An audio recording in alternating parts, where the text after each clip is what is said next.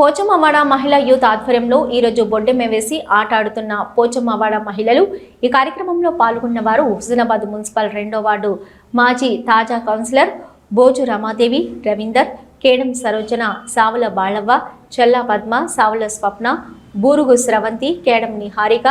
బోజు లత, కేడం కావ్య, చెల్లా హాసిని, కేడం రజిత మరియు తదితరులు పాల్గొన్నారు.